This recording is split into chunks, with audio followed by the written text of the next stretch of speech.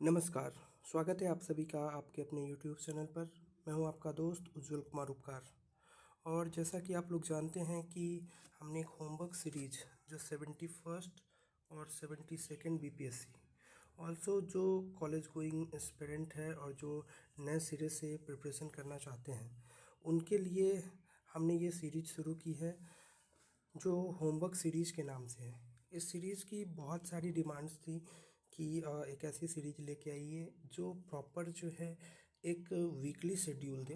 तो बहुत सारे मैंने पोल्स भी कराए इसके ऊपर और मुझे उससे एक आइडिया लगा कि मैं हर वीक का आपको शेड्यूल दूँ।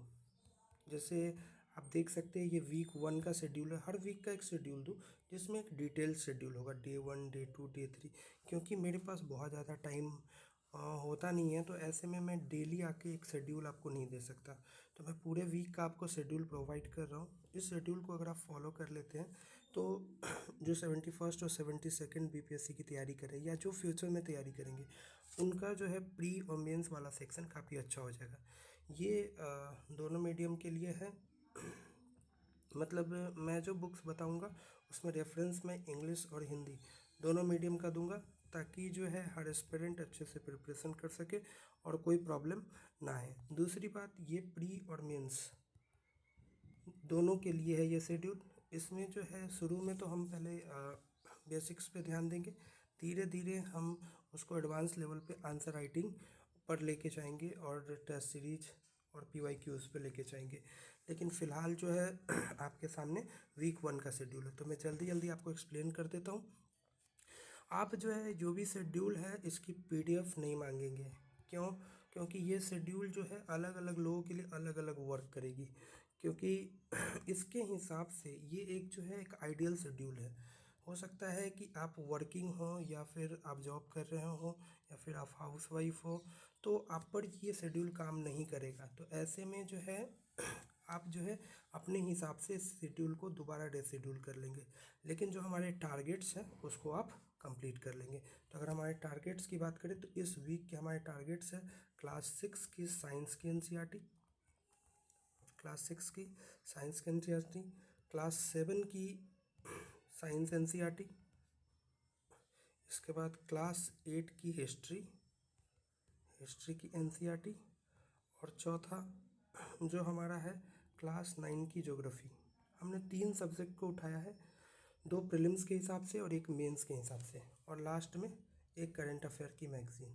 जो मैंने यहाँ क्रॉनिकल लिखी है, लेकिन बहुत सारे ये भी बात आई कि बहुत जगह क्रॉनिकल नहीं मिलता है, तो ऐसे में आप प्रतियोगिता दर्पण और ये सब भी आप यूज़ कर सकते हो। प्रतियोगिता दर्पण या फिर किसी कोचिंग की अगर आप मटेरियल पहले से फॉलो कर रहे हो तो आप उसको भी फॉलो कर सकते हैं। तो आइए इस पर बात करते हैं हमारे डे 1 शेड्यूल पे। हाँ, इस पर मैंने सबसे पहले कुछ बुक्स के नाम दिखाए हैं। पहले मैं आपको वो बुक्स दिखा देता हूँ ताकि आपको आसानी होगी, जिससे आपको आसानी होगी। ये है क्लास 6 की एनसीईआरटी हिंदी मीडियम में, साइंस की एनसीईआरटी है, आप अच्छे से देख लें। साइंस की एनसीईआरटी है। इसके बाद अगर हम आगे आएँ इस पर देखें, यही साइंस की एनसीईआरटी जो है क्लास 6 की, ये जो है इंग्लिश मीडियम में है। तो जो भी एनसीईआरटी या जो भी बुक मैं बताऊंगा उसकी फ़ोटो मैंने डाल दी है ताकि आपको जो है आसानी हो। इसके बाद अगली बुक पे अगर आप आएँ तो ये क्लास 7 की एनसीईआरटी है इंग्लिश मीडियम में। और अगर आप अगली बुक पे आए तो ये क्लास 7 की एनसीईआरटी है हिंदी मीडियम में। आप इसको ऑनलाइन भी डाउनलोड कर सकते हो, और लेकिन अगर आप फिज़िकल बुक से पढ़ेंगे तो काफ़ी सही रहेगा। रिवीजन के लिए नोट्स बनाएं, मेरा यही कहना रहेगा। और क्लास 8 की जो हिस्ट्री की एनसीईआरटी है क्लास 8 की, उसमें मैंने 3 ऑप्शन रखे हैं। जो हिंदी मीडियम वाले हैं मेरे हिसाब से उन्हें बिहार बोर्ड की बुक पढ़नी चाहिए, बीटीबीसी की अतीत से लेके वर्तमान तक भाग 3। आप इसको जो है कहीं से परचेस कर ले, ऑनलाइन भी ये मिल जाएगी। तो आप अतीत से लेके वर्तमान तक, ये बुक इंग्लिश में नहीं आती है, इसलिए इंग्लिश वालों के लिए मैंने रखा है एनसीईआरटी आवर पास 3। तो आप इससे भी कर सकते हैं, लेकिन इसमें थोड़ा बिहार का पर्सपेक्टिव दिया हुआ है तो ये बुक मुझे थोड़ा ठीक लगता है। अगर इंग्लिश के भी हैं, अगर आप ये बुक पढ़ सकते हैं तो आप इसको पढ़ के नोट्स बना सकते हैं, कोई दिक्कत नहीं है। और इन दोनों, और जिसके पास उस बुक की एबिलिटी नहीं है हिंदी मीडियम में, वो इसका हिंदी मीडियम पढ़ सकते। इन तीनों में से आप कोई एक ही बुक पढ़े, मतलब ये दोनों तो एक ही बुक है, मतलब इंग्लिश और हिंदी में, और ये बीटीबीसी। तो आप या तो बीटीबीसी को फॉलो करें या एनसीईआरटी को। दोनों बुक पढ़ने की आवश्यकता है नहीं, आपके पास टाइम है तो आप पढ़ सकते हैं, लेकिन दोनों बुक आपको पढ़ने की आवश्यकता नहीं है, यही मुझे समझाना था। इसके बाद क्लास 9 में जो ज्योग्राफी जो मेंस के लिए फॉलो करेंगे वो है भारत भूमि एवं लोग। ये भी बीटीबीसी की बुक है, लेकिन अच्छी बात ये है कि ये इंग्लिश में भी आती है, अच्छी बात है। और मैं इसका उसका तो पीडीएफ नहीं, लेकिन इसका पीडीएफ मेरे पास इंग्लिश में भी है, इंग्लिश में भी इसका पीडीएफ है, मैं आपको टेलीग्राम पे प्रोवाइड करा दूंगा।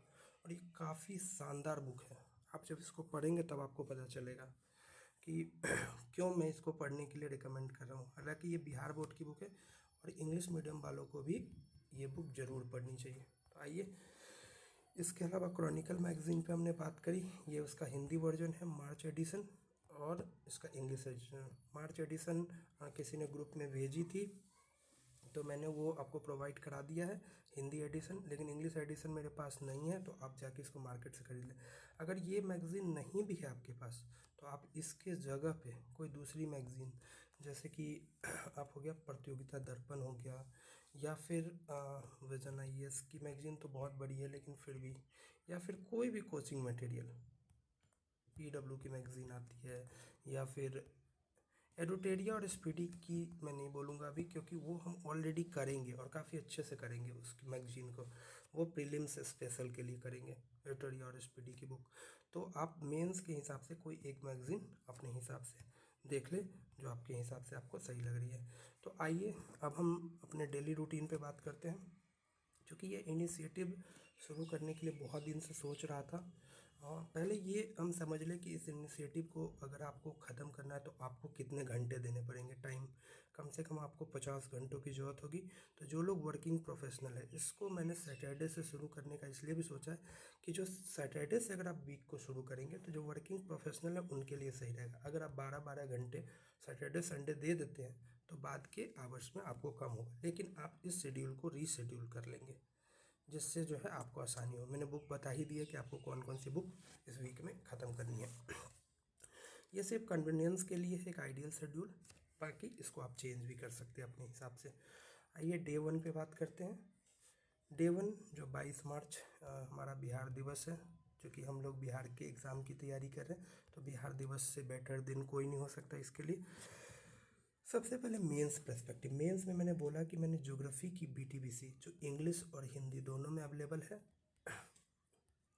उससे उठाया है, और उसका जो है क्लास 9th उठाया है। क्लास 9th का आप चैप्टर 1 कर लेंगे, स्थिति एवं विस्तार, जो इंग्लिश मीडियम में भी अवेलेबल है, ठीक है। इसके बाद ये 22 मार्च का है। इसके बाद आप इसको नोट करते रहें जिससे आप शेड्यूल समझते रहेंगे और लिख लेंगे, तो आप अपने हिसाब से बाद में चेंज भी कर पाएंगे। इसका मैं कोई पीडीएफ आपको प्रोवाइड नहीं करने वाला हूँ, क्योंकि ये पीडीएफ जो है अगर आप पीडीएफ देख लेंगे तो फिर आप वीडियो नहीं देखेंगे, और वीडियो नहीं देखेंगे तो फिर जो चीज़ें मैं बता रहा हूँ वो आपको कहीं ना कहीं मिस हो जाएगी।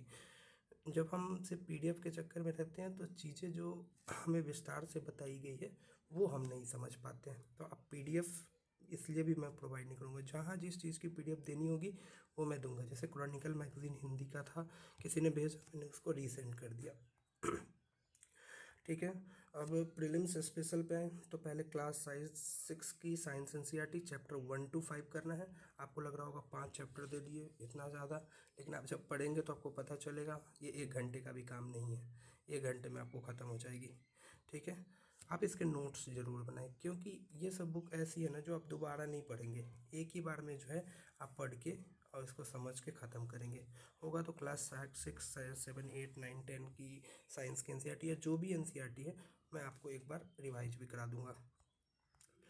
इसके बाद जो है क्लास 8 की मैंने बता दी। हिस्ट्री में आपके पास 2 ऑप्शन है, ऑप्शन से ये या फिर ये, और में है या तो आप एनसीईआरटी का चैप्टर 1-2 करें या फिर बीटीबीसी का चैप्टर 1-2 करें। बीटीबीसी की मैंने फ़ोटो दिखा दी है, अतीत से वर्तमान तक पार्ट 3, और एनसीईआरटी का है आवर पास 3, ठीक है, ये हो गया।